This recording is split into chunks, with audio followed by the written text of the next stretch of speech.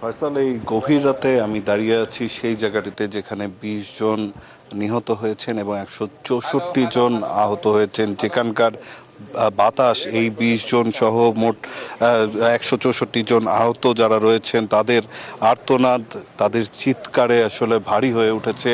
যেখানে শোকের মাতম বইছে সেই মাইলস্টোনের সামনে।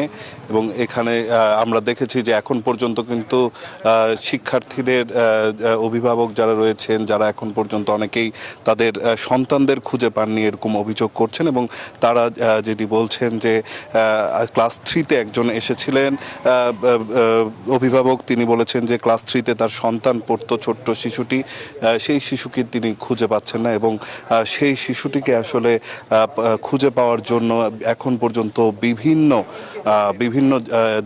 হাসপাতালে তিনি ঘুরেছেন, কিন্তু তাকে পায়নি। শেষ পর্যন্ত কিন্তু তিনি চলে গেছেন ঠিক থানায়, যেই থানার মধ্যে আসলে নিখোঁজ যারা রয়েছেন তাদের সংবাদ পান কিনা সেজন্যই কিন্তু সেখানে তিনি গিয়েছেন। এবং তারা বলছেন যে তাদের আসলে এই যে নিখোঁজ শিশুটি রাইসা মনি যে ছিলেন, তাকে সে আসলে ক্লাস 3-তে পড়তো। এবং তিনি অভিভাবক যেটি আমাদেরকে জানিয়েছেন যে তিনি আসলে কিন্তু আমাদেরকে জানিয়েছেন যে সে সেই ক্লাসটিতেই ছিল যেটির মধ্যে আসলে বিমানটি সম্পূর্ণভাবে প্রবেশ করেছে। তো এখন পর্যন্ত অভিভাবকরা রয়েছেন এখানে, স্বেচ্ছাসেবক কিন্তু অনেকেই আসছেন, তারা তাদের মতন করে এখানে যারা পরিবাররা আসছেন, স্কুলের যারা সাবেক শিক্ষার্থীরা রয়েছেন তারা আসছেন, তাদেরকে কিন্তু সহযোগিতা করছেন, সাহায্য করছেন।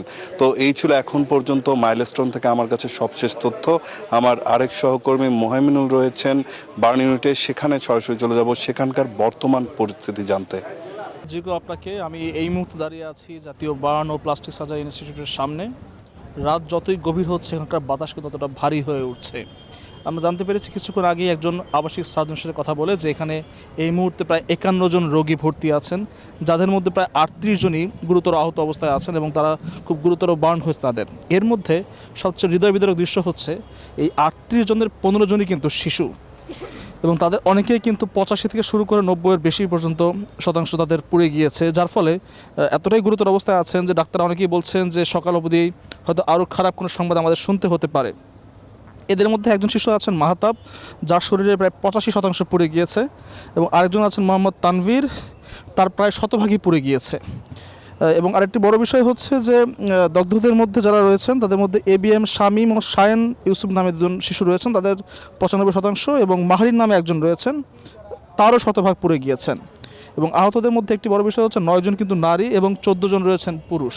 তো রাত যতই গভীর হচ্ছে আমরা কিন্তু এই হৃদয় বিদারক খবরগুলো পাচ্ছি, এবং এই খবরগুলো কিন্তু এখানকার বাতাসকে আরও ভারী করে তুলছে। সকাল ৮টায় ব্রিফিং হবে, তখন আমরা জানাতে পারবো আরও বিস্তারিত তথ্য।